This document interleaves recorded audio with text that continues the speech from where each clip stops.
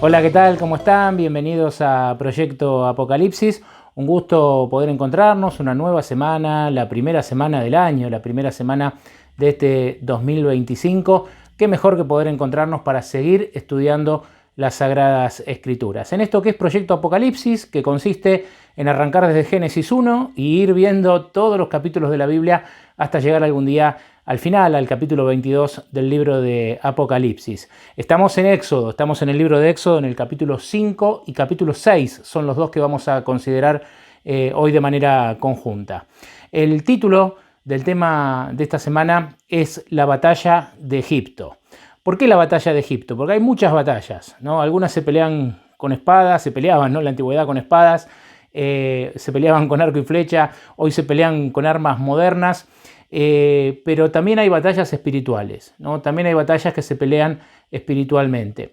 Y la batalla de Egipto es una batalla espiritual, ¿no? Más allá que después va a tener algunos otros condimentos, ¿no?, de una guerra, pero la batalla de Egipto es por sobre todas las cosas una batalla espiritual. Lo advertimos ya en algunos estudios anteriores, ¿no?, cuando dijimos que la historia de Moisés, la historia del Éxodo, es una historia donde lo que quizás vemos siempre en primera plana es la liberación, ¿no?, de ese pueblo que era oprimido allí en Egipto y que Dios interviene para liberarlo de manera grandiosa, de manera prodigiosa, haciendo milagros, ¿no?, actuando Dios directamente en favor de su pueblo. Y eso se lleva quizás toda nuestra mirada, toda nuestra atención.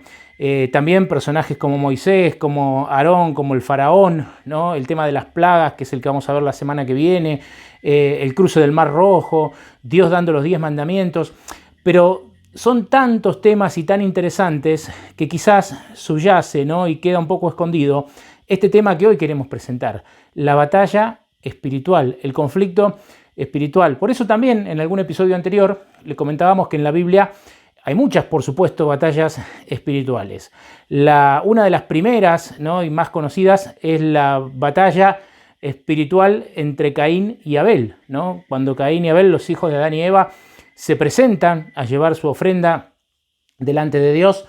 Abel ofrece un cordero, que era el símbolo de Jesús, el símbolo del Cordero de Dios que quita el pecado del mundo, como diría 4000 años después Juan el Bautista. En cambio, Caín lleva una ofrenda de lo que él quiso, no de lo que Dios había requerido, sino de lo que él quiso. Entonces ahí hay una batalla entre la religión o el culto o la adoración establecida por Dios y otra que es establecida por el hombre, ¿no? En una se hace lo que Dios pide, en la otra se hace lo que el hombre quiere, ¿no? Y esa batalla ha perdurado a lo largo de 6000 años y la vemos hoy, ¿no?, también. Hay otras grandes batallas en la Biblia, como por ejemplo el profeta Elías, allí en el Monte Carmelo, entre los profetas de Baal, los profetas de Acera, que eran en total como 850, y él estaba solito y sin embargo la presencia de Dios se manifiesta allí en Elías, una enorme batalla espiritual donde el poder de Dios se ve, ¿no?, de manera absoluta. La historia de este mundo, según el Apocalipsis, termina con una batalla espiritual, ¿no? Si uno lee Apocalipsis, lee y estudia, ¿no?, Apocalipsis 13, Apocalipsis 14, Apocalipsis 17, Apocalipsis 18, nos damos cuenta que hay una batalla espiritual, la última, que se va a librar sobre esta tierra. Por eso me parece interesante que nosotros veamos Éxodo 5 y Éxodo 6, lo que sucede ahí en Egipto, también como una batalla espiritual, ¿no? Que nos pongamos esos lentes, esa cosmovisión y ver un poquito también lo que allí sucedió como una batalla espiritual. Y me parece que podemos sacar lecciones provechosas para nosotros si lo hacemos de esta manera.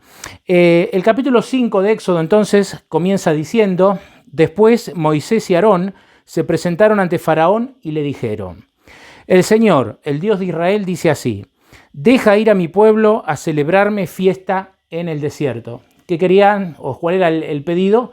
Ir al desierto a celebrar fiesta, o sea, a adorar a Dios, ¿no?, a darle culto a Dios. Y Faraón respondió: ¿quién es el Señor para que yo obedezca su voz y deje ir a Israel? Yo no conozco al Señor, ni tampoco dejaré ir a Israel. Fue la respuesta por parte del Faraón.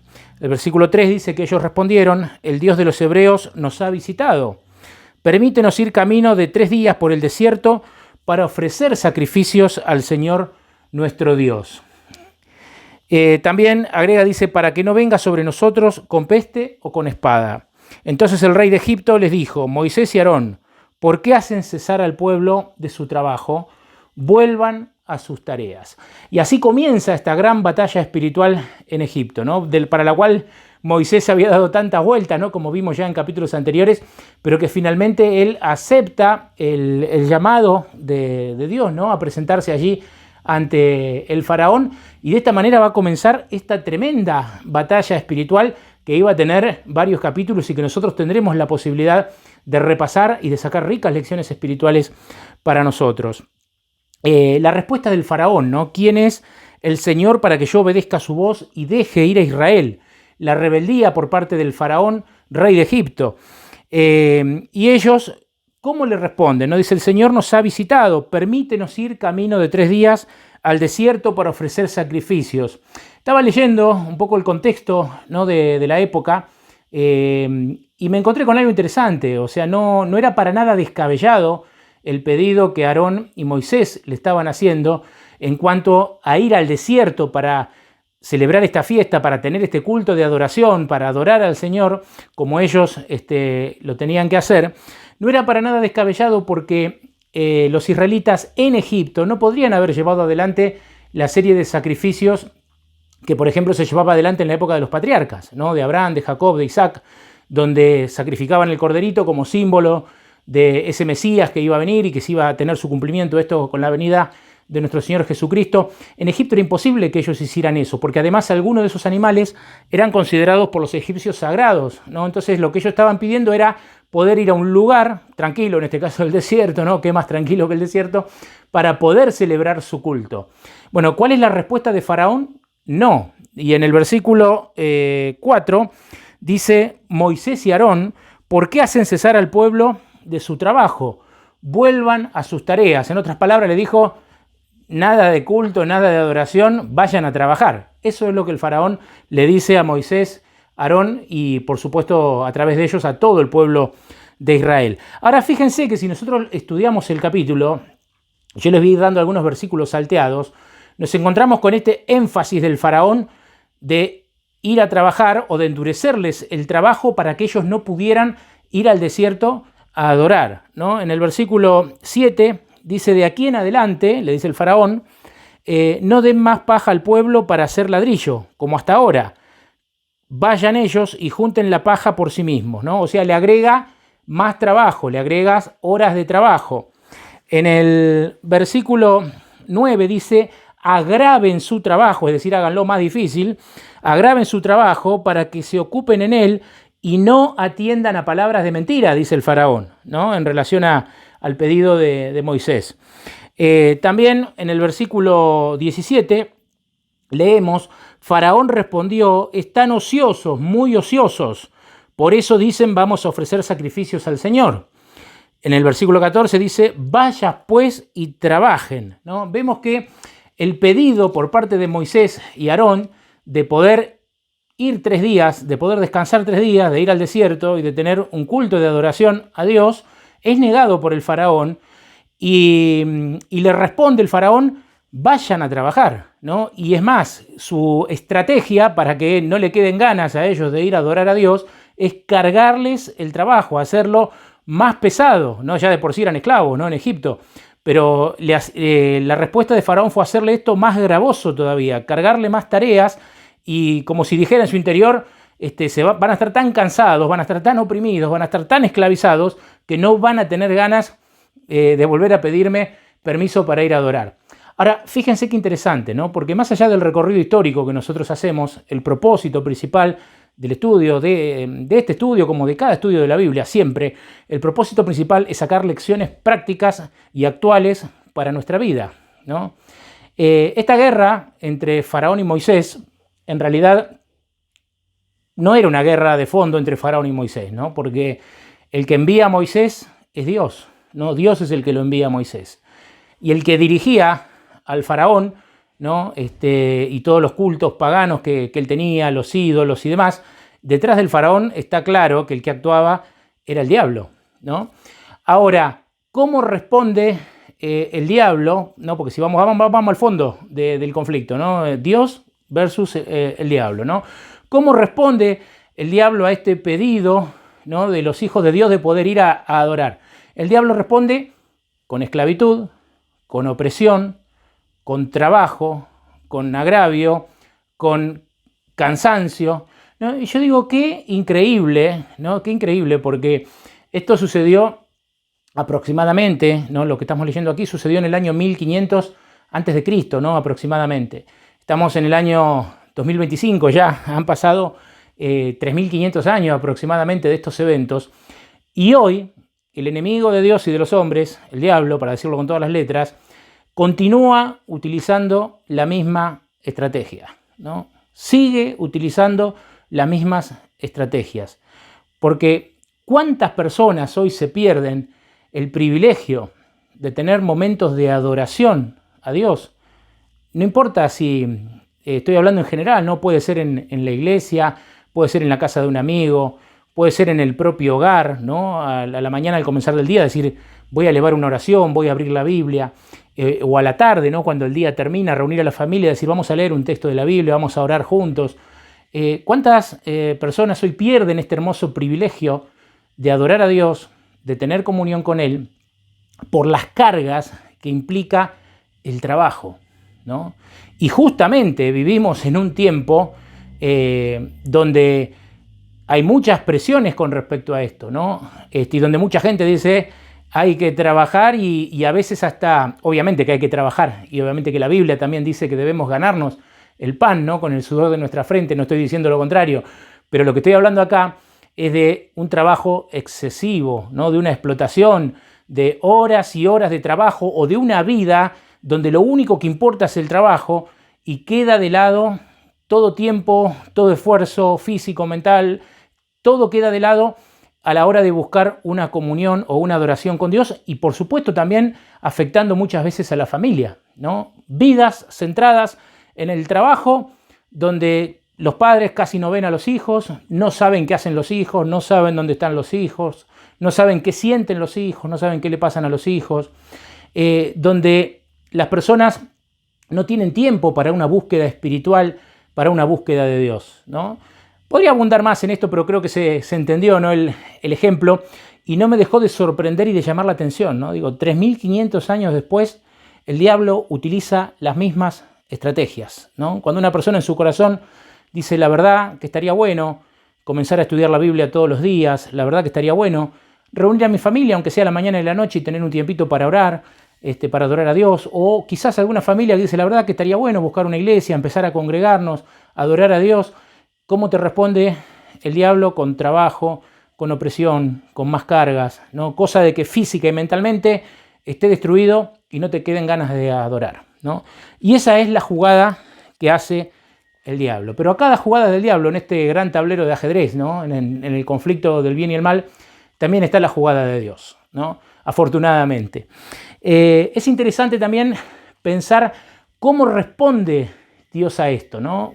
Yo leía el capítulo 5, siempre antes de presentarle el tema a ustedes, lo estudio toda la semana, por la mañana generalmente, tranquilo, leo el o los capítulos que vamos a considerar en la semana siguiente, y leía el capítulo 5, luego leía el capítulo 6, y me costaba un poco conectar las dos cosas, ¿no? Lo que decía el 5 y lo que decía el 6, pero cuando me puse estos anteojos, esta cosmovisión de verlo como un conflicto espiritual, claramente creo que Dios, ¿no? Obviamente a través de su Espíritu nos va mostrando, y empecé a ver que en el capítulo 6 tenemos la respuesta de Dios a esta jugada del diablo para que el pueblo no tuviera tiempo ni ganas de adorar. ¿Cuál es la respuesta de Dios? Capítulo 6 de Éxodo.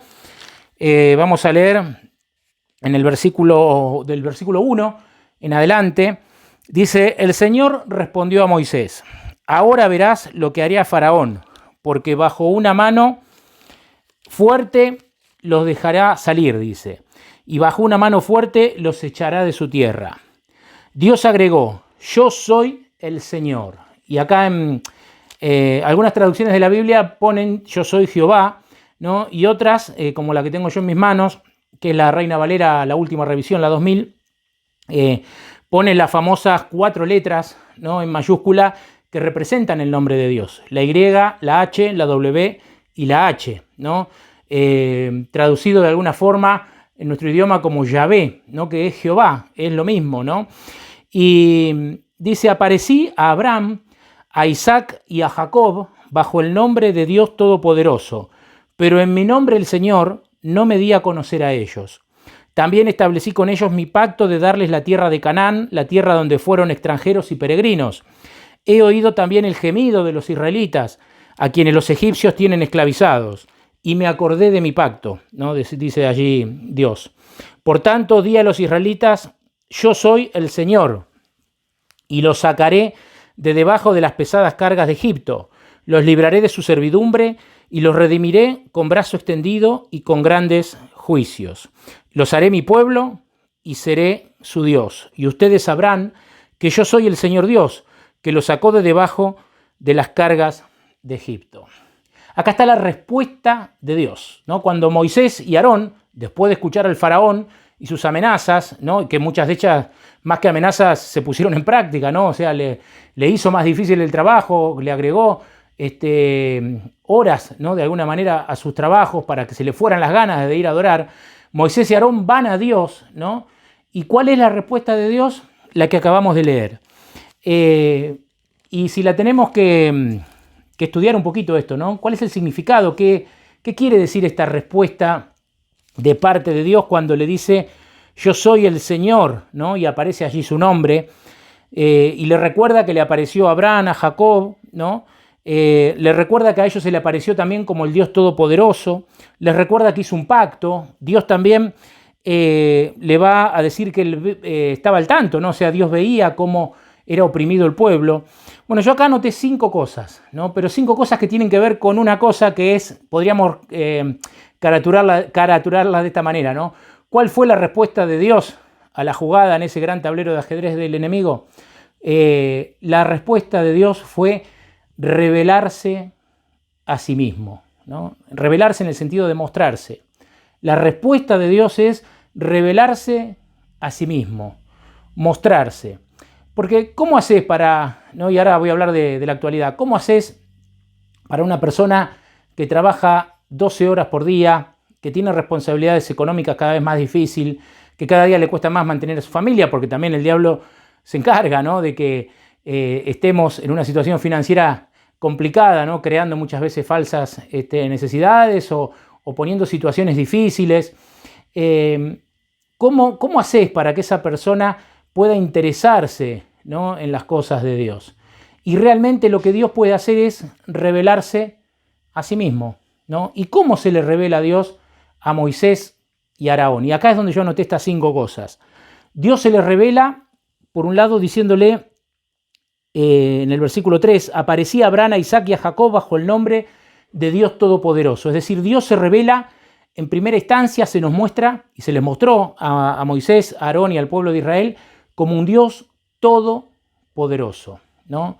Y de hecho, en el conflicto que estaba comenzando, el pueblo iba a ser testigo de que Dios era un Dios todopoderoso, ¿no? Porque recién está empezando el conflicto. En los capítulos siguientes vienen las plagas y todo lo demás que quizás por lo menos por arriba conocemos la historia y sabemos que ahí se manifiesta Dios de una manera poderosa, ¿no? Todopoderosa. Por eso Dios dice, yo soy el Dios todopoderoso.